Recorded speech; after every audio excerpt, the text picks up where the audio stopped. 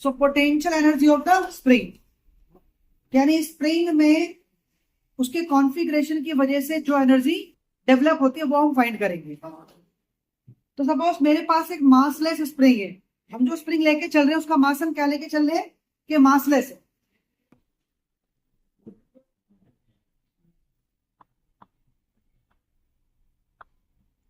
Spring का एक and मैंने ओ पॉइंट फिक्स कर दिया है और दूसरे एंड पे मैंने एक मास को कनेक्ट कर दिया। स्प्रिंग की मेन पोजीशन क्या है, पी, और हम इस स्प्रिंग को स्ट्रेच कर सकते हैं to point R, point C तक, यानी पॉइंट ये डिस्टेंस जो आर है पॉइंट सी तक अगर आप स्प्रिंग को स्ट्रेच करोगे तो स्प्रिंग अपनी पोजीशन को रिगेन कर लेगी। बियॉन्ड सी अगर आप स्प्रिंग को स्ट्रेच करोगे तो स्प्रिंग अपनी पोजीशन को रिगेन नहीं कर पाएगी। तो हम स्प्रिंग को सी से पहले पहले स्ट्रेच करेंगे, राइट। तो सपोज करो इनिशियली मैंने स्प्रिंग को स्ट्रेच किया फॉर डिस्प्लेसमेंट एक्स, यानी पी पॉइंट से कहां पे लेके आगे उसे ए पॉइंट ए पर, और डिस्प्लेसमेंट क्या है पी से ए तक का एक्स। अब अगर ए पॉइंट पर आप स्प्रिंग को छोड़ोगे या मास को छोड़ोगे तो स्प्रिंग कम्स बैक, स्प्रिंग अपनी पोजीशन को रिगेन करेगा और दोबारा कहां पर आएगा, पॉइंट बी पर। तो जिस फोर्स की वजह से स्प्रिंग अपनी पोजीशन को रिस्टोर कर रहा है उसे हम कहते हैं रिस्टोरिंग फोर्स, क्योंकि फोर्स की वजह से आपने स्प्रिंग को स्ट्रेच किया, आप उसे पॉइंट ए तक ले गए, अगर ए पर छोड़ोगे तो वो बी पर वापस आता है, तो वो किसी फोर्स की वजह से वो ए पर गया तो वापस बी पर किसी फोर्स की वजह से ही वापस आए, और जिस फोर्स की वजह से स्प्रिंग आपका वापस आएगा या अपनी पोजीशन को रिस्टोर करेगा उस फोर्स को हम क्या कहते हैं, रिस्टोरिंग फोर्स। तो एफ क्या है, रिस्टोरिंग फोर्स है, और रिस्टोरिंग फोर्स हमेशा जितना आपने बॉडी को डिस्प्लेस किया उसके डायरेक्टली प्रोपोर्शनल होती है। तो F proportional to x,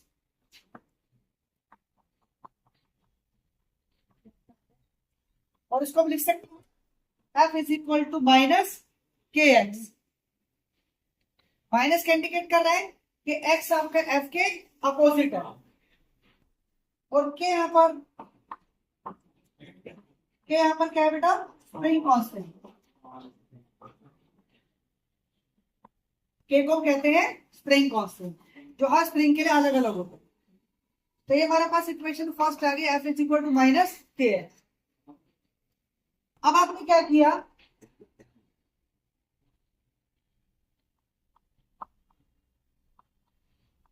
spring को अगेन स्ट्रेच किया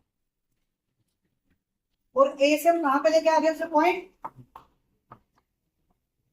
बी पर, और ए से बी तक का जो डिस्प्लेसमेंट है स्मॉल है, कितना है, डीएक्स है। भाई पी से तक का एक्स था लेकिन ए से बी तक का क्या है, डीएक्स है। अब अगर बी पॉइंट पर आप स्प्रिंग को भी छोड़ोगे तो अगेन स्प्रिंग कम्स बैक, और किस फोर्स की वजह से वापस आएगी, रिस्टोरिंग फोर्स की वजह से। और ये जो रिस्टोरिंग फोर्स है एफ, ये ऑलमोस्ट पहले वाले एफ के इक्विवेलेंट होगा, क्योंकि एक्स के बाद आपने थोड़ा सा बॉडी को डिस्प्लेस किया है फॉर डिस्प्लेसमेंट डीएक्स, तो इस वाले का एफ और ये वाला ऑलमोस्ट क्या होंगे, इक्वल होंगे। जब आपने बॉडी को डिस्प्लेस किया फॉर स्मॉल डिस्प्लेसमेंट डीएक्स तो इसके लिए कुछ ना कुछ वर्क हुआ होगा,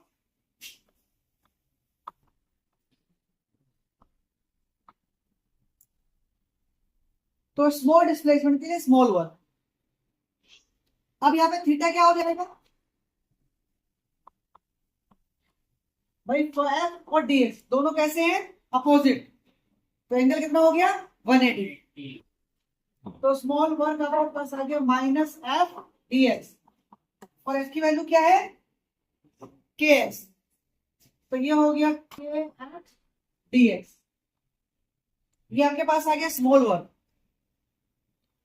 अब यहां से आपको फाइंड करना है टोटल वर्क। तो क्या करेंगे, इसको इंटीग्रेट,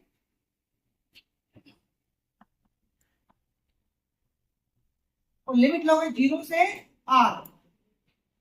पी पर हम क्या लेके चल, डिस्प्लेसमेंट 0, और कहां तक स्ट्रेच कर सकते हो उसको आप, r तक। के कांस्टेंट है, x का इंटीग्रेशन हो गया x²/2। जब आप लिमिट पुट करोगे तो ये हो जाएगा हाफ के r²। और यही वर्क आपका स्प्रिंग की पोटेंशियल एनर्जी में स्टोर होता है। तो पोटेंशियल एनर्जी की वैल्यू क्या आ गई, हाफ के r²।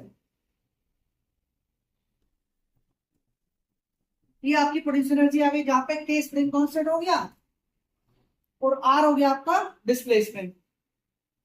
तो डिस्प्लेसमेंट आर है, इसका मतलब एनर्जी कहां पर होगी, पॉइंट सी पर, क्योंकि पी से सी तक की पोजीशन क्या है, आर है। तो हम इसको लिख सकते हैं potential energy at C, half K r²।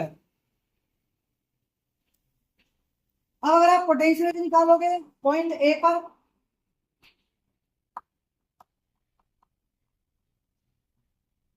तो उसकी वैल्यू क्या आ जाएगी, हाफ के x², क्योंकि ए पर पोजीशन क्या है आपकी, x है। तो हमने दो डिफरेंट पॉइंट पर एनर्जी निकाल ली, पोटेंशियल एनर्जी। अब अगर हमें फाइंड करनी हो ए पॉइंट पर काइनेटिक एनर्जी, हम बॉडी को कहां ले गए, सी तक ले गए, सी पर बॉडी को छोड़ दिया, तो पहले बॉडी ए पर आएगी, फिर कहां आएगी, टी पर आएगी। मैं कहता हूं ए पर निकालो काइनेटिक एनर्जी। तो क्या ये पॉसिबल है हम बॉडी की काइनेटिक एनर्जी निकाल लें जब बॉडी की वेलोसिटी गिवन नहीं है। ये काइनेटिक एनर्जी होता है हाफ mv²। हमें सिर्फ क्या दी है, बॉडी की पोजीशन, और हमें फाइंड करना है इसकी काइनेटिक एनर्जी। तो कैसे फाइंड करें, अगर हम सी से ए तक कितनी पोटेंशियल एनर्जी डिक्रीज हुई वो निकाल लें, तो क्या वो काइनेटिक एनर्जी इक्वल नहीं होगी। आप एग्जांपल के थ्रू समझो, अगर हमें किसी बॉडी को हाइट पर लेके गए तो उसके अंदर मैक्सिमम कौन सी एनर्जी है, पोटेंशियल। इसको छोड़ोगे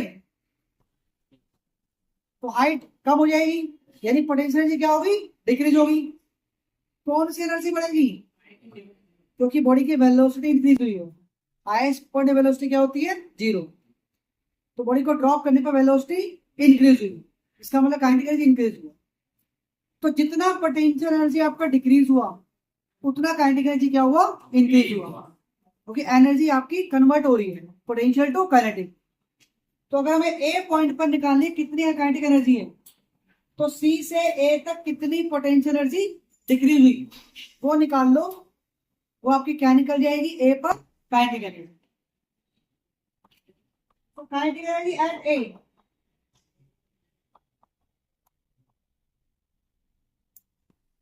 decrease in potential energy from C to A, right?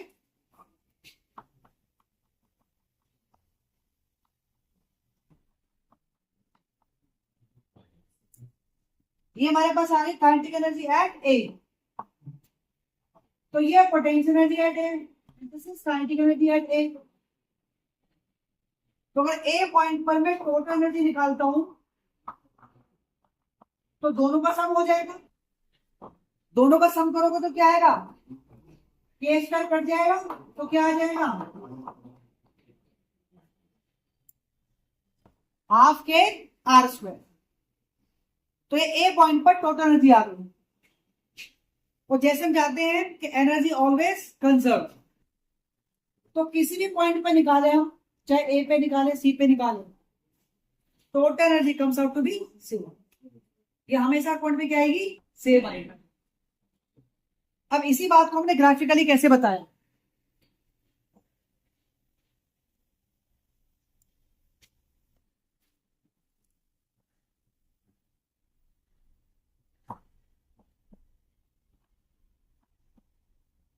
एक ग्राफ प्लॉट किया हमने पोजीशन और एनर्जी के बीच में।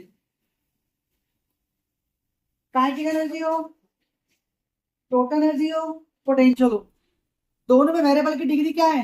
2 है। वेरिएबल क्या है? डिस्टेंस। और जब डिग्री 2 है तो इक्वेशन किसकी होगी? पैराबोला। तो ग्राफ हमारा कैसा आएगा? पैराबोला। तो पोटेंशियल एनर्जी आपकी डिक्रीज होगी, काइनेटिक एनर्जी आपकी इंक्रीज होगी आर लिमिट में।